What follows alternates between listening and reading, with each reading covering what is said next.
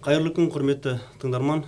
Жол тек қатынас құралған емес, экономиканың күре тамыры, ал оның жағдайы халықтың күнделікті өмір сапасына тікелей әсер етеді. Бүгінгі кезекті подкастта көптің көкейінде жүрген өзекті мәселе жол сапасы туралы әңгіме қозғаймыз. Әсіресе облыс көлеміндегі тас жолдардың қазіргі жағдайы, жиі бұзылу себептері, сапасыз жобалар мен бақылаудың әлсіздігі секілді сауалдар қоғамда жиі талқыға түсіп жүр.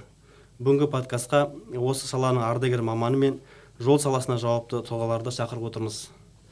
Бүгін біздің студиямыздың қонағы ретінде инженер-механик парламент мәжілісінің 3 шақырылымының экс-депутаты, Махамбет ауданының құрметті азаматы Елубаев Ұзаққали Биялайұлы келіп отыр. Сондай-ақ жол активтері сапасының ұлттық орталығы республикалық мемлекеттік кәсіпорны Атырау филиалының директоры Дүйсенов Аслан Темірғалиұлы, сондай-ақ Қазавтожол ұлттық компаниясы акционерлік қоғамының сапаны бақылау және жұмыстарды қабылдау бөлімінің бастығы Сағидуллин Аслан Жалғасұлы. Қош келдіңіздер. Бүгін біз облыстағы жолдардың шынайы жағдайы қандай, қоғам тарапынан айтылатын шағымдар ескеріліп жатыр ма, осы және өзге де нақты сауалдарға жауап іздеп көреміз. Жалпы сұрақ барлық қонақтарымызға: облыстағы жолдардың қазіргі жағдайын қалай бағалайсыз? Осы туралы әңгімемізді осыдан бастасақ. Бұл жол деген өзі еліміздің, халқымыздың ең қажетті күре тамыры ғой. Жолың болсын деп те айтады жолаушыға. Ал жол жүрген адамның қай уақытта да жолда қиындық көрмеуге, соның бәрі мынау жолдың сапасына, жолдың жағдайына байланысты. Мен енді 55 жылдық еңбек жолымның ішінде 4-5 жыл жол саласында еңбек еттім. Жол туралы айтатын болсақ, қай жерде де осы жолға халықтың айтатын әңгімесі, сол ана жаққа барып едім, жол нашар екен, жүре алмадым, мына жаққа барып едім, солай басталады.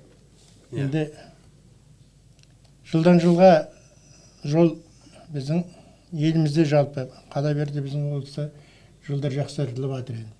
Үлкен күре тамыр жолдар, мемлекеттік жолдар, республикалық жолдар, қала берді облыстық, ауыл ішіндегі жолдар, осының бәрінің де өзінің қожайыны болу керек. Жол иесіз болмау керек. Ал ол иесі болмаған жол, ол жол деп айтуға болмайды. Сондықтан сол жолға жауап беретін мекеме, мекеменің басшысы, тағы да басқа адамдардың күшіменен сол жолдар сапалы жөнделіп, уақытылы жаңағы жолдың жағдайын қарап отыратын мекеменің болуы ол өте қажетті нәрсе. Енді ол заман мен қазіргі заманды салыстыруға болмас дей тұрғанмен, енді дорожный фонд дейтін болды. Әрбір мекеме өзінің экономикасындағы, өзінің бюджетіндегі 2%-ін жол мекемесіне аударады. Сол арқылы жаңағы ақша түседі жолға, сол арқылы жолдардың сапалы болуы бәрі осы қаржыға байланысты ғой, сайып келгенде.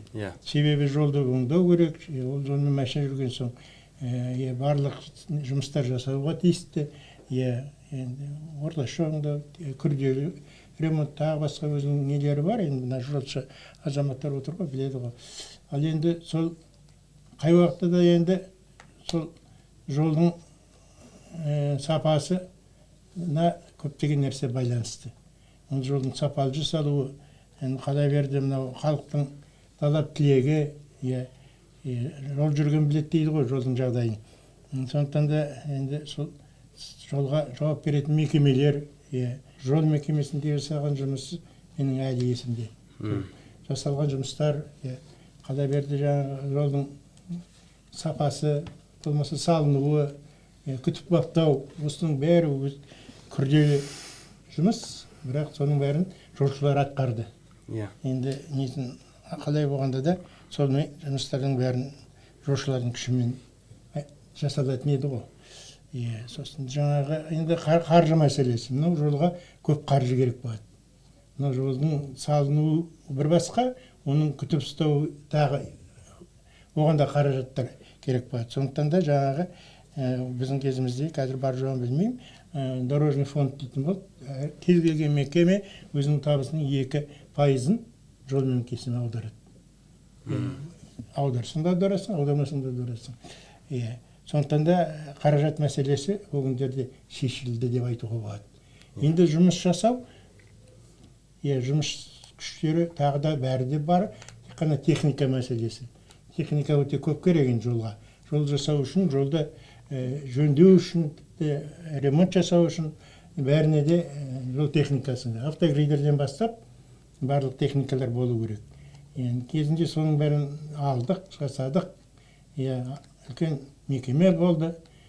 Қосымша мынау Индер, Исатай ауданының жолдарына шейін жөндеп жаңағы көмектестік. Маған бітте үлкен жол мекемесі болды. Подсобный хозяйствосы болды. Жеке подсобный хозяйстводан жолшыларға жаңағы подсобный хозяйство арқылы жаңағы ет, тағы да сүт, басқа тағамдарды беруге шейін ұйымдастырдық. Себебі олар алаңсыз жұмыс жасау үшін сондай барлық жағдай жасауға қажет болды. Түсінікті. Түсінікті, рахмет. Аслан Темірғалиұлы, сіз осыған байланысты жалпылама осы ортақ сұраққа жауап беріп өтсеңіз. Бізде облыстағы осы жолдардың қазіргі жағдайы туралы қысқаша баяндап өтсеңіз. Қысқаша айтқанда, енді облысымызда 3000-нан астам автомобиль жолдары бар. Оның ішінде 1125 шақырым республикалық маңызы бар, қалған жолдар облыстық, енді қалалық және ауылішілік, аудандық жолдар болып бөлінеді. Бұл жолдар енді ағамыз айтып кетті ғой, жолдың өзі жалпы 5 техникалық категорияға бөлінеді. Енді оның айырмашылықтары, қарқындылығы ең бірінші айырмашылығы, қарқындылық көбейген сайын жолдың категориясын, яғни көтеруіміз керек. Енді бізде салынған жолдардың бұзылуы, мысалы айтқанда республикалық маңызы бар жолдар, мына Атыраудан Оралға дейінгі жол 2003-2005 жылдар салынған. Бұл жерде де одан бері өзіңіздер біліп отырсыздар, 20 жылдан астам уақыт өтті. Және одан кейін мына Атыраудан Доссорға дейін, сосын Доссордан Құлсары бағытында 2007-2009 жылдардың арасында салынып біткен, реконструкциядан өткен, қайта жаңғырту жұмыстары жүргізген. Енді бұл жолдардың бұзылуының бірден бір себебі, бұрынғы кезде ағамыз айтып кетті, көптеген көліктердің ең бірінші қарқындылығына байланысты сәйкес келмейді. Мысалы, үшінші техникалық санатпен салынған жолдар болса, қазіргі таңда бұлар бірінші категорияға, екінші категорияға ауыстыруға керек. Себебі біз өзіміздің мекемеміз, жол активтері ұлттық сапа орталығы, біз жылына 2 рет әрбір жолға қарқындылығын өлшейміз. Қарқындылығы болғанда, автомобиль сутки дейді ғой, тәулігіне жүретін. Қарқындылығы деген болды. Қарқындылығы енді дегеніміз бір тәулікте автомобильдердің бір тәулікте өтетін автомобильдердің саны. Саны ғой, оны біз мысалы жеңіл автокөлік, автобустар, жүк көліктерде бөлеміз. Соның саны біздің қазіргі талаптарға сәйкес келмей отыр. Сондықтан да ол категориялар жолдарды біз ауыстыруымыз керек, категориясын жоғарылатып. Ол біріншіде, екіншісі, бұл жерде ең бірінші фактор, әрбір жүк көліктердің әрбір оське түсетін, ось дейміз ғой, осевая нагрузка дейді. Оське түсетін салмағы бұрынғы кезде тоқталып кетті ғой. Мысалы 5 тонна, 6 тонна сондай болса, әрбір оське түсетін салмақ. Қазір заманның ұлғаюына байланысты, дамуына байланысты қазіргі әрбір оське түсетін салмақ 13 тонна, 15 тонна болып есептеледі. Сонда қазір өздеріңіз көріп отқандай жаңадан шыққан техникалар, ауыр жүкті әсіресе шахман бар, хова дейді, танар деген тағы сияқты, олар бәрі асып кетеді. Соның бірден бір жолдың бұзылуының әсері осыдан деп айтамыз. Енді біздің өзіміздің мекеме, жол активтері ұлттық сапа орталығы Атырау облысы бойынша филиалымыз ғой. Енді біздер әрбір материалдың біз сапасын тексереміз. Келген жол құрылыс материалдарының әрбір жол құрылыс материалының өзіне нормативтері болады, соған сәйкес біз сонысын тексереміз.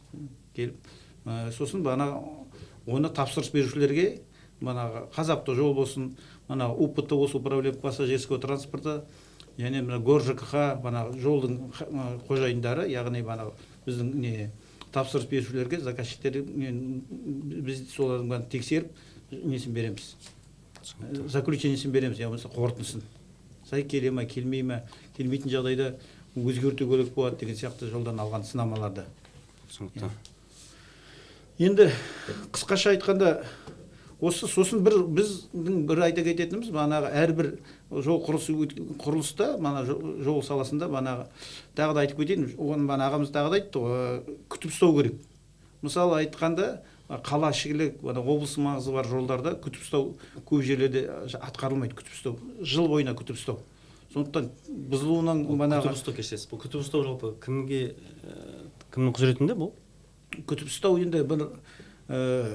енді күтіп ұстауда облыстық нелерде тендер объявлять етіп, соны күтіп ұстауға қазір әрбір жауапкершілігі шектеулі серіктестіктер бар, солар ұтып алып өзі күтіп ұстау жұмыстарын атқарады. Облыстық, республикаларда, республикалық маңызы бар жолдарда онда өздерінің күтіп ұстаумен айналысатын бір отдельно қаржы сервис деген мекемесі бар.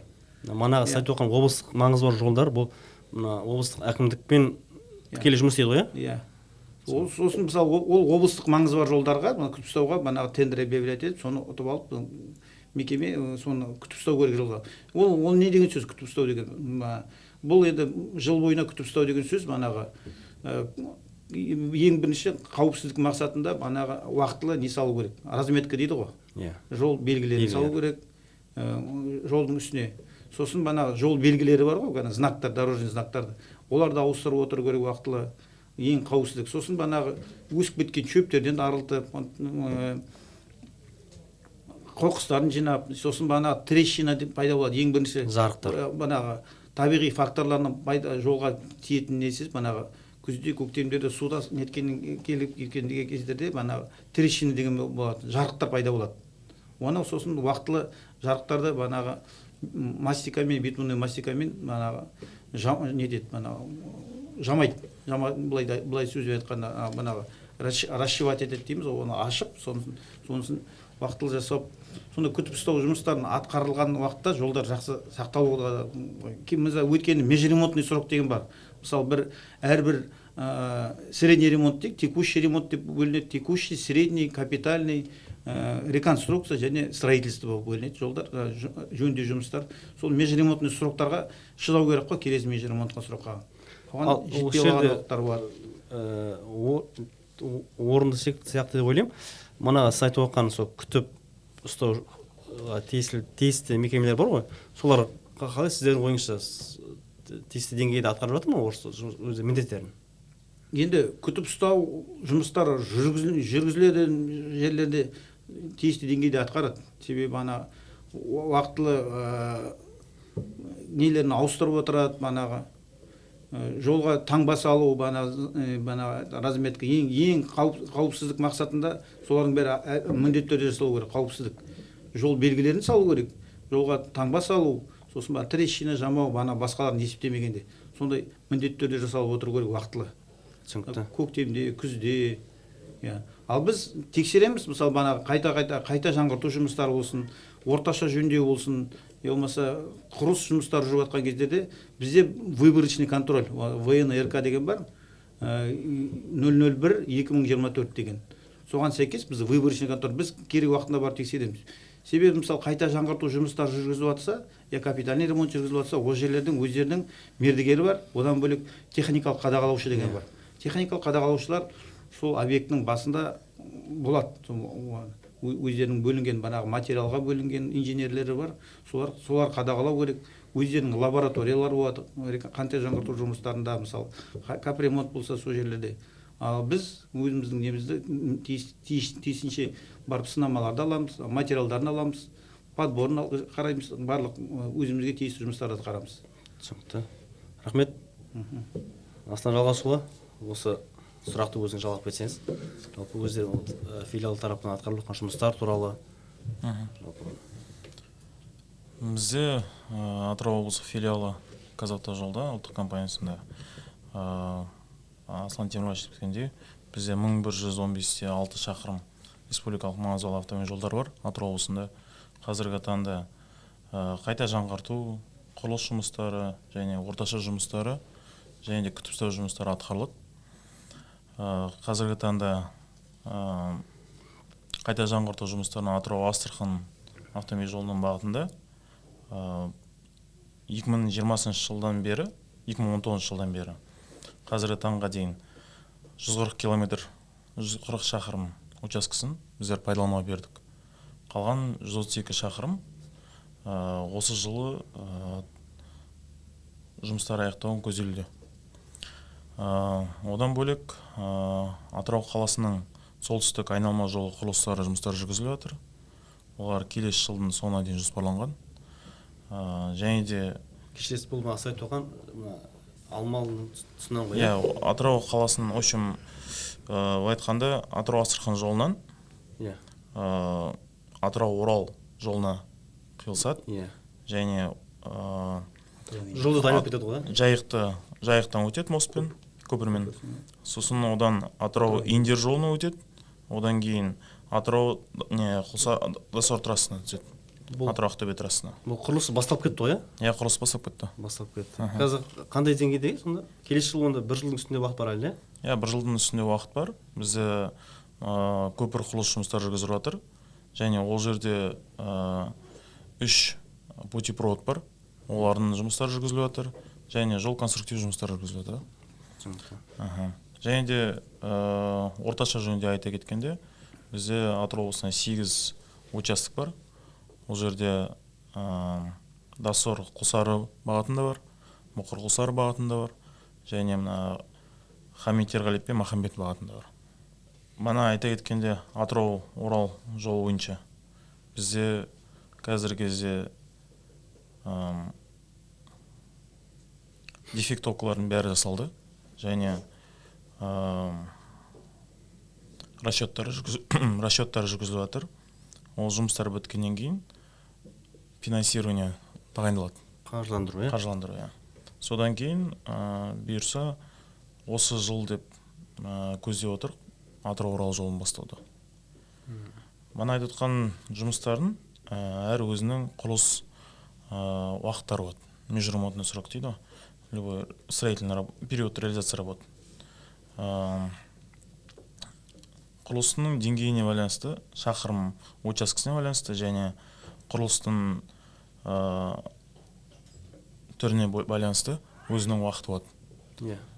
Осы бізде енді қазіргі кезде одан бөлек күтіп ұстау жұмыстары, ана Аслан Темірғалиев айтқандай, ең алғашқы жол белгілер, және жол таңбасы, және де одан да бөлек басқа жұмыстар бар.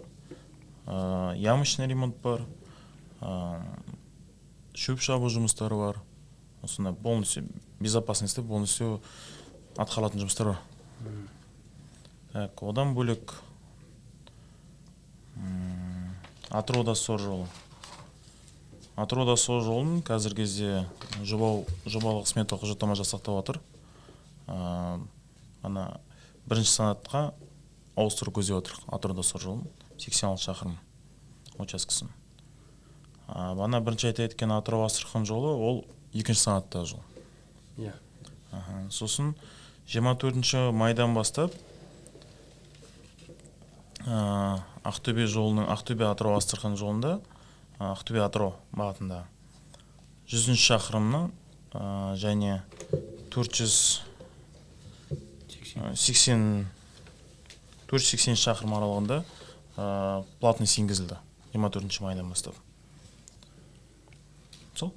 24 майдан бастап, да? Мен осы сұрақты қойын деп ойлап отырмын. Біздің облыста сол бағыттағы әзірге, ақылы жол. Енді алдағы уақытта тағы да басқа қай жолды ақылы қылу жоспарда бар? Атырау-Астрахан жолы бар жоспарда. Бұйырса олар биыл жұмыстарын аяқтау көзделіп тұр. Сосын ақылы жолдар қылады.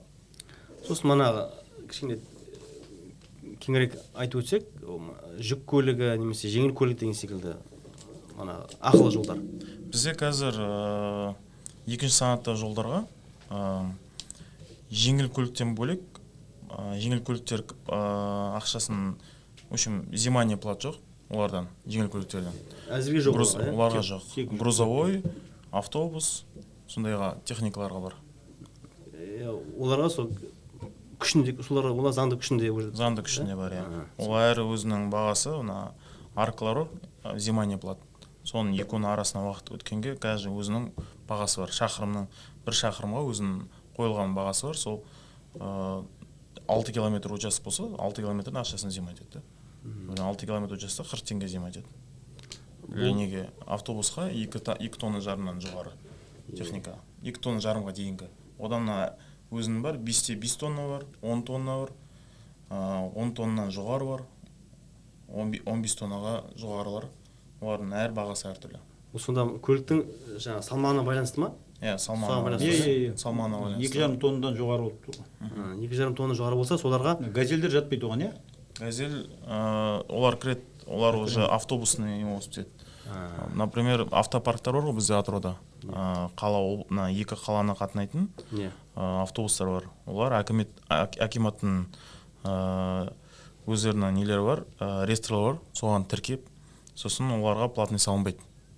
Басқа біз жеке айтқанда бір Икарос автобустар, бірдеме частный нелі болса, оларға взимание плата алынады. Олар алынады, түсінікті. Құрметті Ұзаққали Биялайұлы,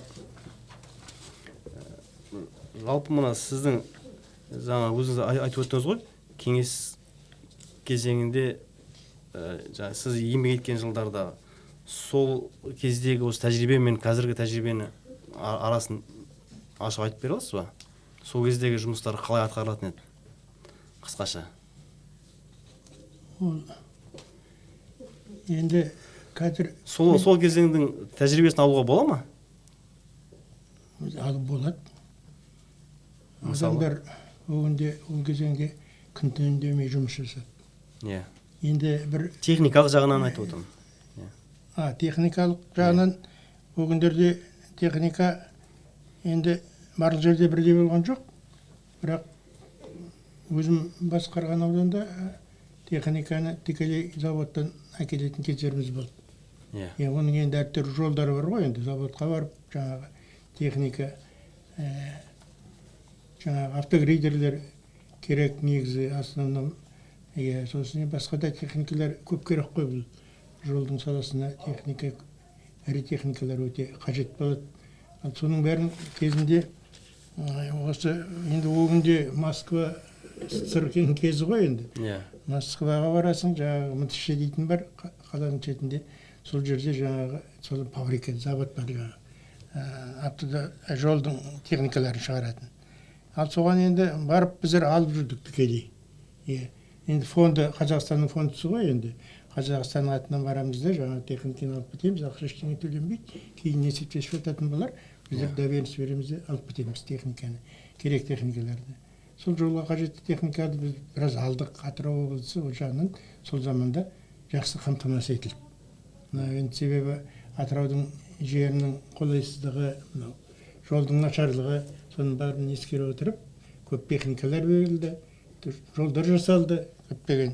Әсіресе республикалық жолдар салынып жатқан Россияға жүретін жол. Бұл мысалы жаңағы Өзбекстан қарай Жылой арқылы жүретін жолдар, үлкен жолдарға үлкен қаражаттар бөлінді. Жұмыстар жасалды. Жол салған материалдар. Сол материалдармен сол кезде қалай еді? Сапасы туралы айтсаңыз. Енді материалдар қазір енді тұрғындар тарапынан, жүргізушілер тарапынан сындар айтылады ғой? Айтылады ғой. Қазір салынады, ертең бөлінеді. Бұрын қалай еді сол? Сынсыз болмайды ғой. Ол кезеңдер деп нететін не жоқ. Бар кезеңдерде жүргізушілер өздерінің міндетін атқарады, жұмыстарын жасайды. Ал енді бірақ жолға сыншы көп. Әлгі біткен іске қожалық дегендей, сол жолға айтылатын еді. Мен қазір білмеймін қаншалықты, мен көп айтып жүрген, болмаса. Бірақ жолдардың сапасы жалпы жаман деп айтуға болмайды. Біздің енді Атыраудың облысының территориясы өте үлкен ғой, қашық қой енді.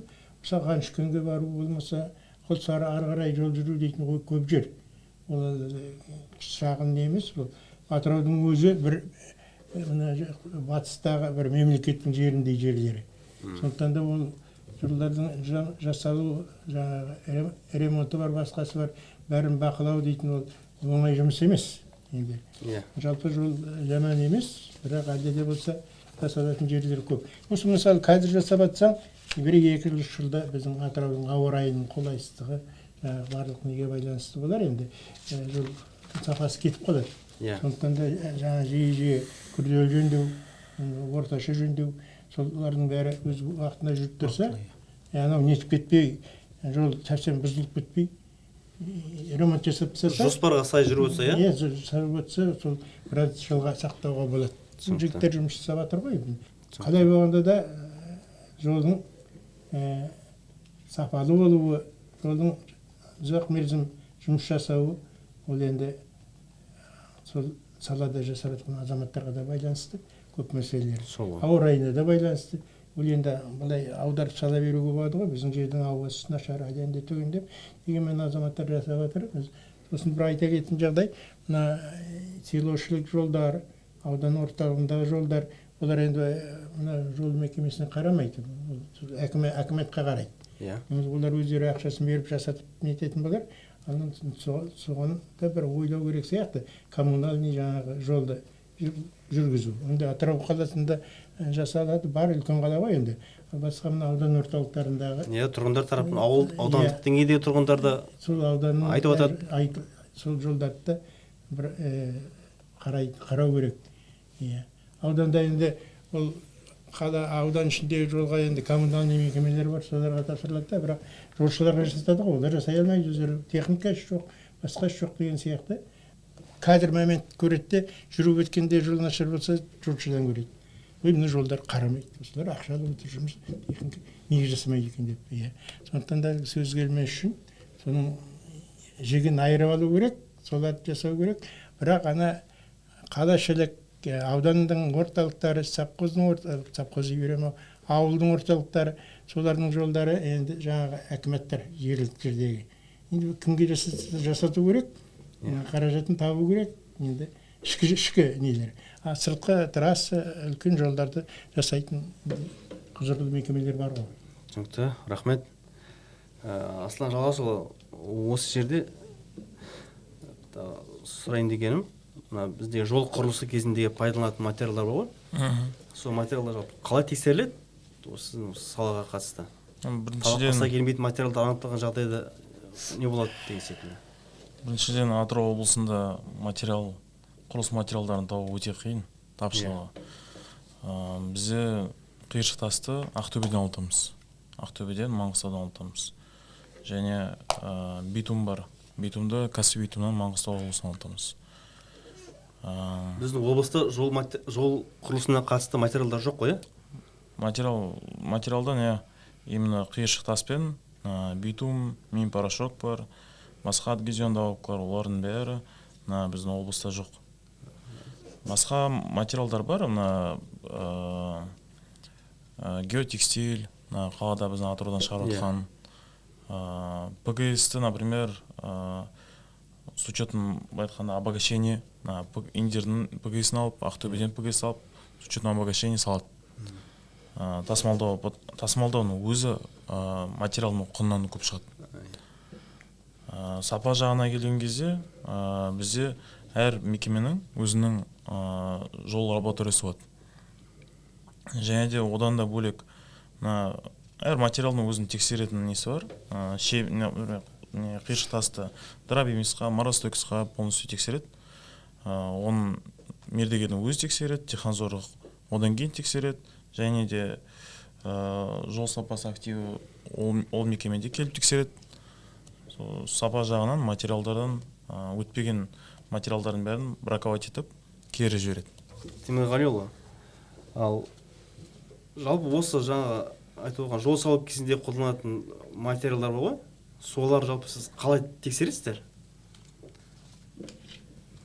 Енді сапа несін стандартқа сәйкес емес деген секілді. Әрбір жол құрылыс материалдарының өзінің нормативтеріне сәйкес нормативтері бар.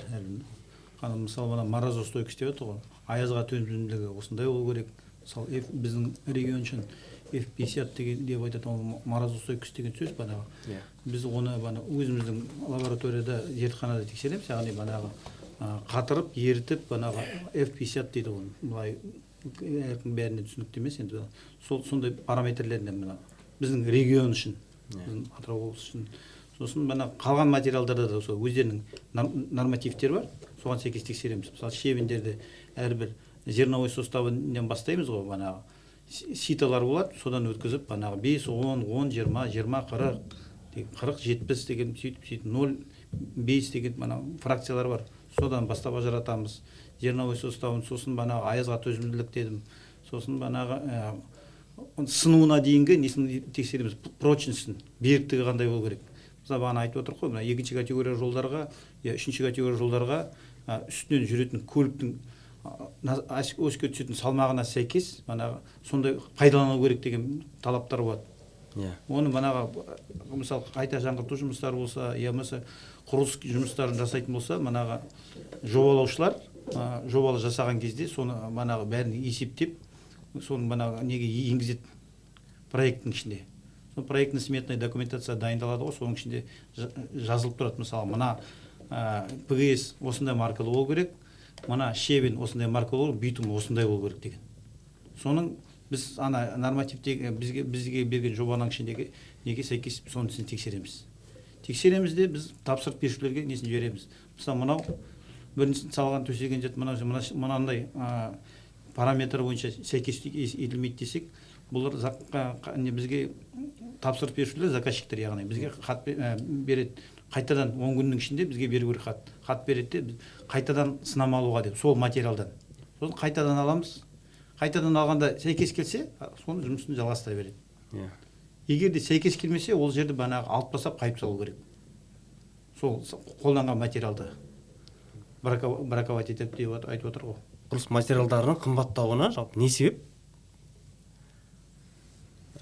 Бізде айтып өткенде, оны құрылыс материалдарынан бөлек, оларды тасымалдаудың өзі қымбатқа шығып отыр деп тұр ғой.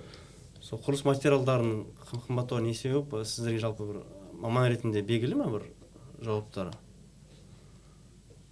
Не айтасыздар осы туралы? Құрылыс материалдарының қымбаттауына. Бұл қымбаттауы болғанда бізде құрылыс материалы Атырауда өзімізден шығатын құрылыс материалдар жоққа жақын ғой енді. Бізде тасымал Мұғажыр тауы Ақтөбе жақтан әкеледі, болмаса басқа да облыстардан әкелінеді. Соның бәріне транспортный расход, тасымалдау. Ан жақтан тиеуі бар, әкеліп транспортпен келу, мұндайын түсіріп жинауы бар, соның бәрі шығын болып өсіп келеді, бәрі үстіне түседі ғой. Ол сайып келгенде жаңағы жолдың несіне түседі, балан общий шығынға кіреді. Сондықтан енді оған енді жасайтын амал жоқ, өзімізден біздің Атыраудан шығатын табиғи нелер жоқ қой. Сол құрылыс материалы жоққа жақын деуге болады. Енді көбі мен ойлаймын, баяғы сол Мұғажардан келетін болар. Шебіндер. Асфальтты жасайсың, жасағанның өзінде де керекті материалдарын, битум керек, басқа да материалдар қосымша қосатын. Оның бәрі тасымал, басқа жақтан келеді. Сондықтан соның бәрінің құны түседі. Соның бәрі әсер етеді, жолда жүрген құны түседі, транспорттың расход. Содан келіп, жаңағы бағаның қымбаттауы содан шығады. Әр материалдың тасымалдауының өзінің жолы бар ғой. Шебенді бізде темір жол арқылы тасымалдайды. Ол жерде біріншіден осыдан 2 жыл бұрын вагондардың жетіспеушілігі көп болды. Неге десе, біз западный регион ғой, Қазақстан бойынша. Атырау, Ақтөбе бар, Маңғыстау бар, Батыс Қазақстан облысы бар. Битум бізде оған тасымалдайтын, кәсіби битум Маңғыстаудан тасымалдайды. Ең жақын завод солар оғасын. Оның бәрін тасымалдаған кезде вагон арқылы тасымалдайды, специально нелермен, емкістермен. Оның емкістерінің өзі битум суық көтпеу үшін оны ысытып алып келеді. Ысқылтым ыстап температурын сақтап алып келеді. Сосын оны немесе заводқа емкістеріне құяды, немесе битумның ямаларға құяды. Ол битум ямының өзін битумды температурасын ұстап тұру керек. Шебенің кішкене тасымалдау оңайлау, оны тоже ода темір жол арқылы тасымалдайды. иә Оны вагондар, открытый пол вагондар арқылы тасымалдайды шебендерді. Оның бірақ бана сол вагондардың келетін ан жақтан отгрузкасы бар. Ол жақтан уже карьерден шебенін нақты фракцияна салып вагонға, сол жерден жүктейді.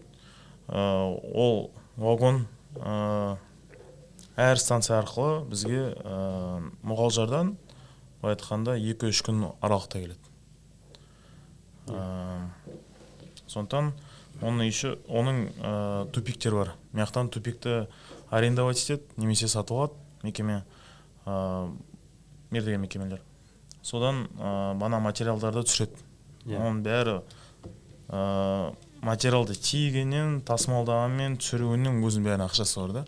Сосын әр инфляция байланысты қарап отырды материалдың бағасы. Битумда ол жерде частный мекеме, кәсіп битум.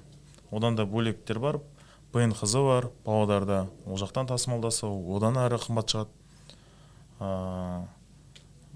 Басқа заводтардан тоже тасымалдаса, Қазақстанда өзі үш ақ бар ғой да? Шымкент, сосын енді Россиядан да рұқсат берді. Үш ақ не бар, завод бар, битумның. Ең осы былай айтқанда оптимальный кәсіп битум. Сондықтан оның өзінің бағасы ойнап тұрады. Мана жоғарыда да айтылып өтті. Біздегі осы жол құрылысына жұмыс істеп жатқан мердігер мекемелер бар ғой. Солардың жұмыстарын қалай бағалайсыздар? Мен жалпы қарапайым тұрғын ретінде тұрғындардың сұрағы ғой, олар көкейіндегі. Мысалы біздер мына былай қойыңызшы, мысалы біздер мына Атырау-Астрахан тасжолы бар ғой. Бірнеше жылдан бері құрылысы жүріп жатыр ғой. Жалпы осыны кейбір тұрғындар ойлайды ғой, мысалы. Бұны бір осыншалық неге бұл ұзаққа созылды?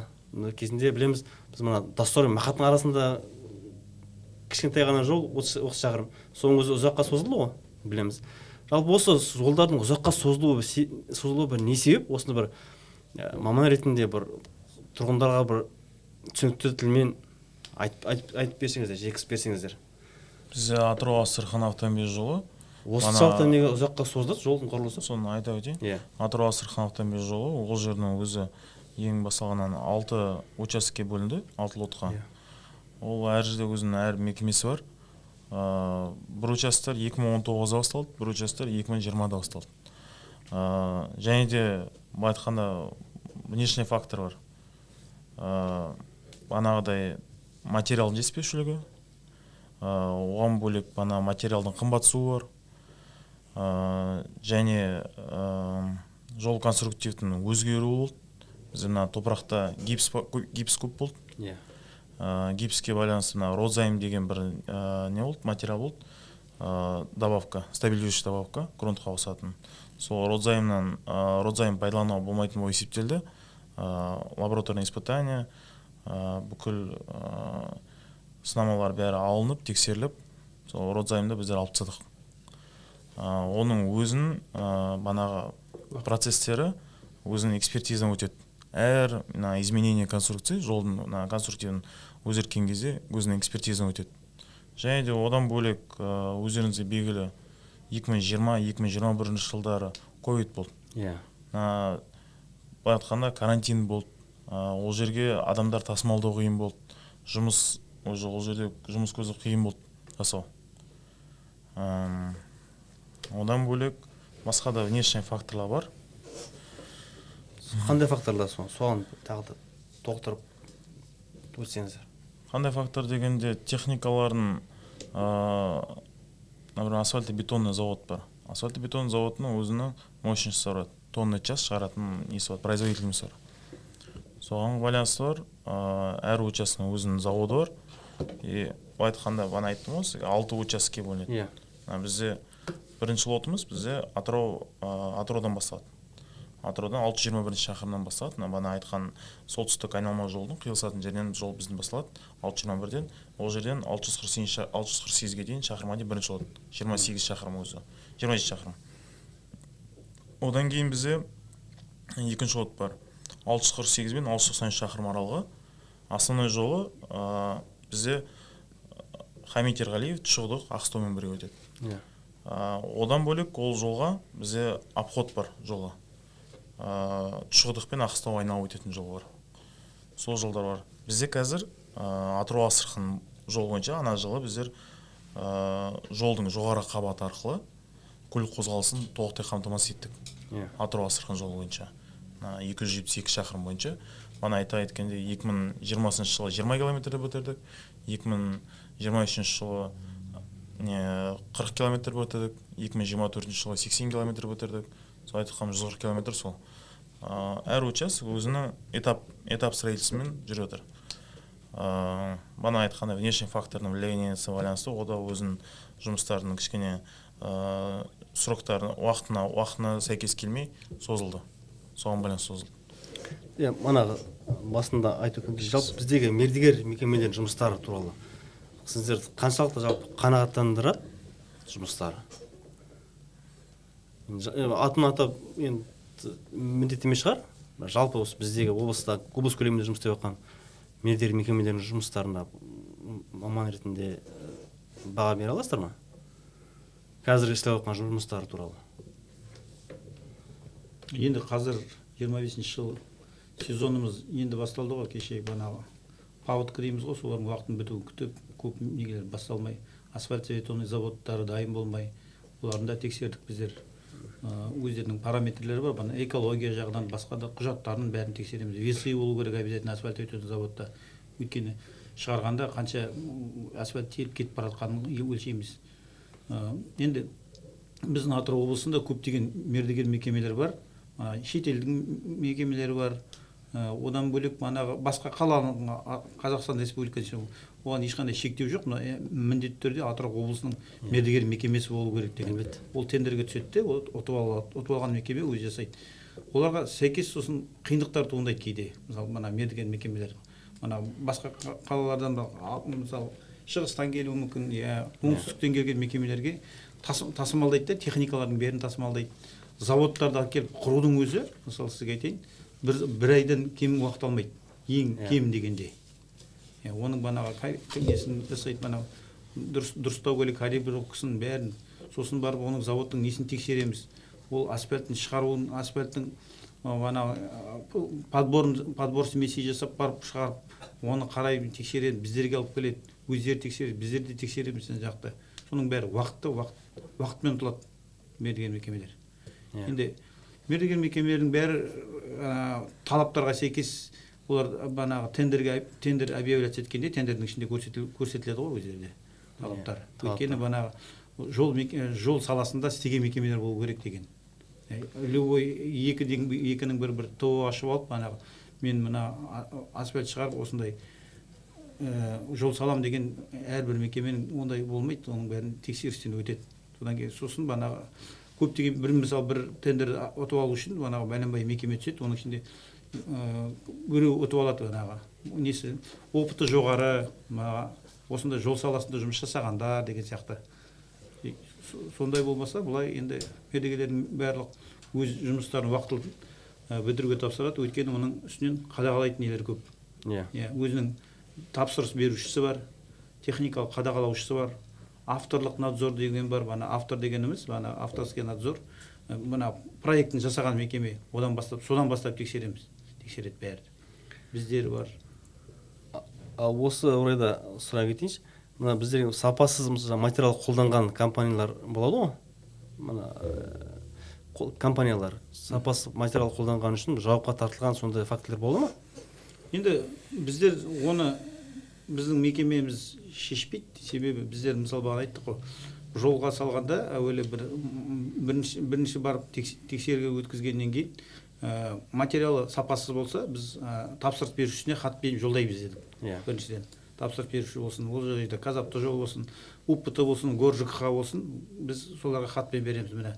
Осы материалдың осындай параметрлер өтпей жатыр. Сол кезде жұмыс тоқтай ма уақытша? Жоқ, уақытша жасай жатыр. Мысалы, сосын олар бізге хат береді қайтадан. 10 күннің ішінде бізде нормативте жазылған, 10 күннің ішінде біздерге қайтадан не алуға, ол жерден қайтадан материал сынама алуға бізге жазады. Совместно шығып бізге сынамасын аламыз. Сол именно сол материалдың. қайтып тексереміз. Егер де сәйкес келсе, ары қарай жалғастыра береді. Сәйкес келмесе, біз уже ол жерде де екінші реттен кейін қайтадан алуға болмайды уже. Екі рет, үшінші рет деген жоқ бізде, екі рет аламыз совместно. Содан кейін ол жерде нетпейтін болса, басқа материалмен ауыстыру керек те, ана сол салынған жер бар ғой, біздің не берген жер, сол жерлердің бәрін алып тастайды. Қанша слой салды, қанша сантиметр. Сол жерді алып тастап, басқа сол сәйкес келетін материалды салады. Егер де ондай нетпеген жағдайда бізде ана ГАСКО деген мекеме бар ғой. Соған береміз. Хат бет жолдаймыз. Осындай деген мекеменің осындай несі анықталды деп. Түсінікті. Ал енді осы жерде барлығыңызға мына біздерде жалпы осы жол саласына жалпы қызығушылық білдірген жалпы мамандар бізде осы жергілікті ме, осы облыс көлемінде сіз өздеріңіз не байқайсыздар? Өте аз. Оны айта берейін. Бұрын айтқанда, бұрын мысалы біздегі Атырау мұнай-газ университетінде автомобиль жолдары құрылысы деген мамандық болды. Қазір жоқ. Көптеген нелер содан бітіріп, осы жерде қалғандар мамандар бар еді. Бастамасын осы Атырауда бастап, одан кейін Алматы жол құрылысы институтынан аяқтап келіп, болмаса ОШ-ден аяқтап осында жұмыс істеді. Одан кейін манағы бакалавриат деген не басталғаннан кейін олар құрылыс деген мамандық бөліп жіберді. Манағы оның ішінде автомобиль жол құрылысы да бар, азаматтық құрылыс та бар, нефтепровод құрылысы да болды, бәрі газонефтепровод құрылысы да бәрі бір салаға қойса, оның жайлап манағы именно біздің автомобиль жолдар құрылысы мамандығына түсушілер азайып кетуіне байланысты ол мамандыққа түспейтін болды, жауып тастады. Енді былтырдан бастап соны қайтадан министрліктің көмегімен манағы соны қайтадан көтеріп жатыр. Ол қазір Атырау мұнай-газ университетінде қайтадан ашылды. Енді қазіргі таңда мамандар аз. Бізге тапшылық, ең біріншіден тапшылық көрсететін манағы именно манағы ағамыз айтты ғой, ең бірінші автогрейдеристер, бульдозеристер, каткистер, асфальтоукладчиктің операторлары, асфальтоукладчик жасайтын жұмыстарды соған өте тапшылық көп. Қай не деді. Бізде қазір айтып отыр ғой, пандемияның кезінде жұмыстың жүрмей қалған бір себептері басқа қаладан келуге қиын болды да. Басқа қала түгіл, басқа мемлекеттен істеген мекемелер болды манағы. Синий Медострой деген түріктің компаниялары болды, Әзербайжанның компаниялары болды. Соларды мұнда алдыртамадық. Техникаларын жеткізе алмадық мына жақтан. Тоқтатпастан жүрмей отырған болды кездерде. Ол да әсер етті. Сондықтан да сондай басқа облыстардан келеді көп мамандар. Мысалы асфальт бетон завод тоқтап жатады, бір адам ауырып қалған жағдайда ол тағысын бір жағдай болып қалса, ол ауыстыратын адам таба алмай жатады. Сосын ең бір тапшылық көрсететін спецтехника дейтін мамандар жоқтың қасы. Бізде облыста, Бұл тек облыс емес, республика көлеміндегі мәселе сияқты, Енді басқа облыстарды көп айта алмай, басқа облыстарда кейбір облыстарда баршылық енді жерлерде көп. Бізде енді мұнайлы өлке болғандықтан көбі бұрыннан мұнай жағына көп барғандықтан мұнай газ саласына көптен оқып, сол салаға кетіп, қазір қызығушылық танытпайды. Себебі біздің білетініміз, қазір біз не деген нелер өткіземіз. Әрбір мектептерге барып, қазіргі көктемде бастап өткіздік, қыстан бастап өткізіп жатырық. Профориентация дейді ғой. Шақыру, мысалы, осы мамандығына. Ондай бітірейін деп отқан оқушылардың көздерінен құлшынып тұрғандар жоқ. Құлшынып, от жанып, ойбай, мен барайын деп едім, мен бітейін деген көп оқушылар жоқтың қасы. Ал енді осы жерде тұрғындардан келетін, өзімізді көріп жүргендей, мына жолдың жалпы біздегі қалайшылық болсын, облыста маңызды жол болсын, жалпы жолдың бұзылуы біздерде қазір жөндеу жұмыстары жүреді. Бірнеше уақыттан кейін әртүрлі факторларға байланысты жолдар сол жөнделген күйінен өзгеріп бұзылып жатады. Соның бір несін айтасыздар ма, факторлерін? Жол осыны не себепті ұзақ қарапайым мысалы енді Еуропа елдерінде байқасақ, олардан мынандай бір бұзылған, бүлінген жолдарды көру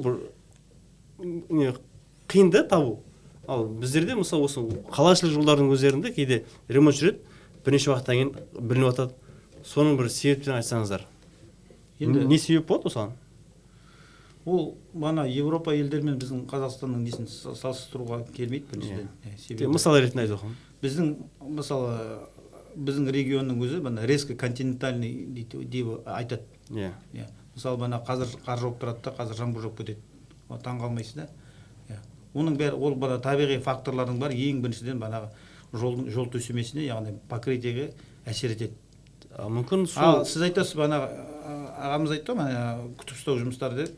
Ол күтіп ұстау жұмыстары бана межремонтный срок 4-5 жыл ғой, мысалы 5 жыл деп айтайық. Средний ремонттардың арасы. соған Жоқ, соған кейбір жолдар соған жеткізбей тұр ғой. Ол сол мына уақытылы күтіп ұстауда мысалы ямочный ремонттар жасаймыз ғой. Ямочный ремонт жасап жатқанда байқасаңыз, ямочный ремонт жасаған жері тұрады, соның қасынан шығып кетеді. Өйткені бана факторлардың көбі бана ауыр жүк көліктердің жүріп, мына ол мысалы әсіресе мына көктемнің кезінде, мына 1 марттан бастап 1 апрельге дейін мына шектеулер қойылады. Көлік министрлігінің мына 215-ші мына бұйрығына сәйкес көктемге паводканың кезінде не деп қоямыз? Шектеу 8 тоннадан неден асқан нелер жүрмеу керек деген. Иә. Нағыз мысалы бана көктемге су көтерілген уақыттарда банағы менің жол төсемесінің бана конструктивті қабаттарының астына ылғал болып тұрған кезде ана өте ауыр жол уақыттар жүрсе, одан сайын ези береді. Сосын жаздың уақытында да 1 июньнен 1 июльге дейін, 31 неге дейін, августке дейін, қателеспесем. Сол ол уақыттарда да бана күн ысыған кезде де асфальттың үсті жібіп тұрады, өте ауыр салмақтар жүрсе, оны езіп банағы просадка пайда болады, болмаса волна пайда болады, оның бәрін бұзылуына келеді. Оның бәрі сақталмайды шынына келгенде. Соның бәрін өзінің әрбір категориялы жолдардың өзінің нормативтеріне сәйкес салынғасын, оның бана күтіп ұстау жұмыстарын уақытылы қадағалап нетіп отырса, ол жұмыстар біз жаман салынып жатыр деп есептемейміз. Өзіміздің өлкеміз болғасын, біз жақсы салынған өзімізде қалаймыз соның бәрін. Ал мысалы сол жаңағы айтып отқан күтіп ұстайтын мекемелер ғой, күтіп ұстауға жауапты мекемелер. Сол егер сол тиісті міндеттерін орындамаған жағдайда оларға қандай бір жаза немесе бір қарастырылған шарттар? Күтіп ұстау штрафтар қойылады. Сол туралы кеңірек айтып өтсеңіз. Күтіп ұстау жұмыстарын енді бана айтқандай ямочный ремонт бар, разметка бар, безопасность. Әр жолның өзінің безопасностьқа сай жасалады ғой. Бана айтқандай андай нагрузка на ось. Біздерде жылына өзінде сәуір айынан сияқты, сәуір мамыр айынан бастап, 42 айының соңына дейін бана 8 тонна ось жол белгілері қойады. Ол бана айтқандай большой груздар бар, техникалар, өзінің 13 тонна ось олар өзінің уақыты бар, таңертеңгі 9-дан кешкі сағат 8-ге дейін бе, сол уақытқа дейін жүруге болмайды ыстықтың кезінде. Ана айтқанымыз Атырау 5-ші климатический зонаға кіреді, өзінің ыстық погодасы бар, 40 градус ыстықтан асып кететін кездер болады. 8 тонна банағы үлкен техникалар банағыдай 13 тонна ось олар жүретін болса, банағы асфальттың қызғанын пайдаланып тұрып, калеобразование пайда болады. Үлкен техникалар жүрген сайын. Салмағы груженный техникалар жүргесін, сондай болады да. Күтіп ұстау болғанда бізде межремонтный сроктар бар. Жаңа салынған жол, ол сразу 1 жылдың ішінде, 2 жылдың ішінде бұзыла кетпейді. Оның өзінің гарантийный периоды бар. Әр жолдың бізде проект жасақталады, реализация жасалады, реализация біткеннен кейін ввод в эксплуатацию деген бар, жолды пайдалана тапсырамыз. Мана жол пайдалана тапсырғаннан кейін өзінің гарантийный участок гарантия уақытын береді. 2 жыл гарантия срогын береді. Кепіл уақытын береді. Ол 2 жылдың ішінде қандай бір ақаулар пайда болса, сол мердігер мекеме соны толығымен жояды. Міндетте сол жоюы. Міндет жояды.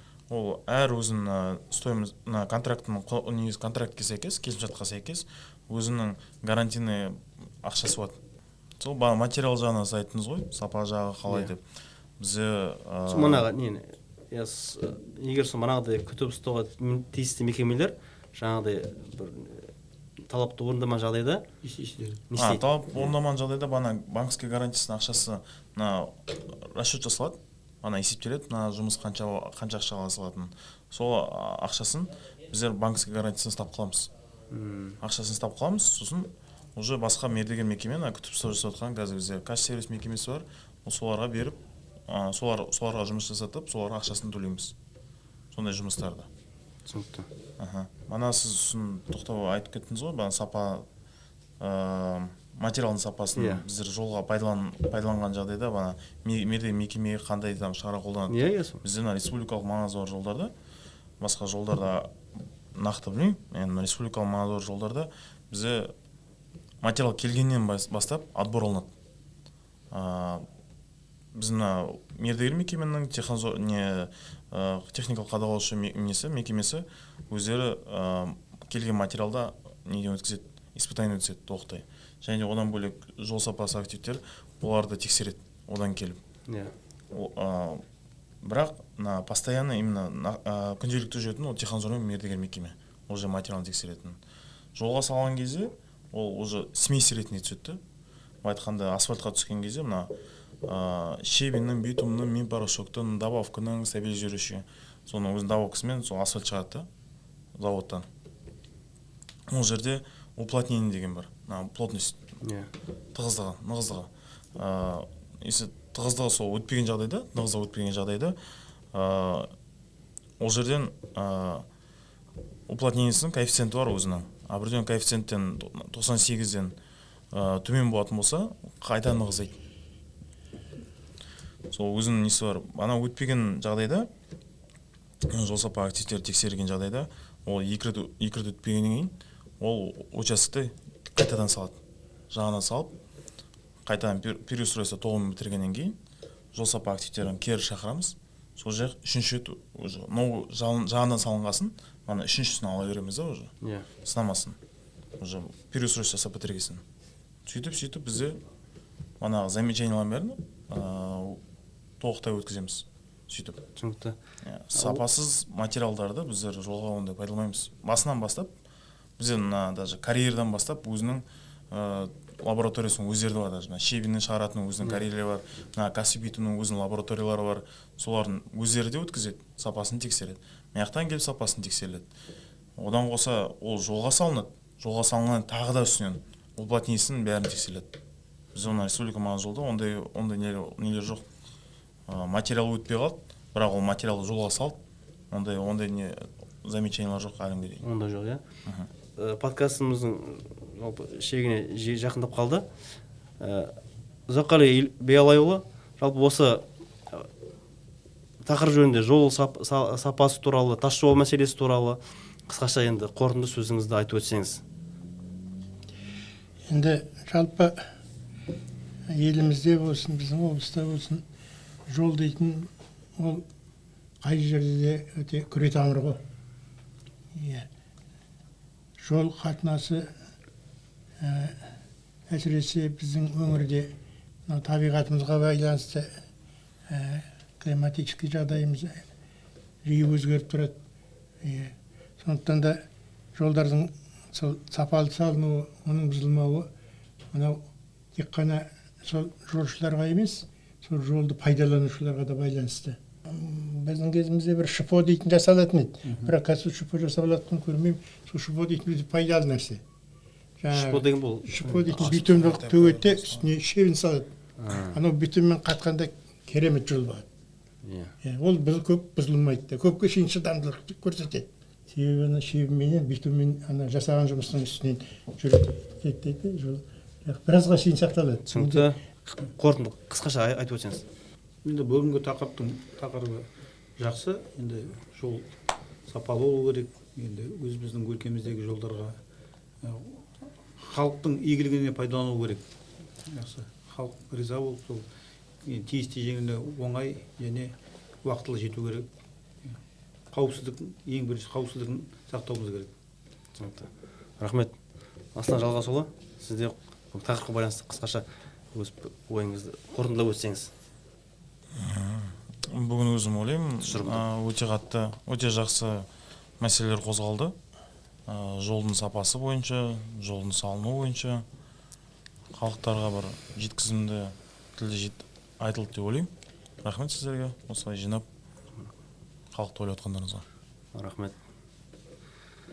Ендеше құрметті тыңдарман, бұл жол мәселесі, жалпы жол сапасына қатысты мәселе, бұл тек қана асфальт төсеп, жаңа бетон пайдаланудан ғана тұрмайтындығын біз көріп отырмыз. Бұл үлкен күрделі, үлкен жүйелі мәселе екенін көріп отырмыз. Сондықтан сіздерге келіп пікірлеріңізді білдіргендеріңізге көп рахмет. Алдағы уақытта облыстың жолы тұрғындардың ойындағыдай шығып, барлық сәтті болуын тілекшіміз. Сіздерге жұмыстарыңыз сәттілік. Рахмет.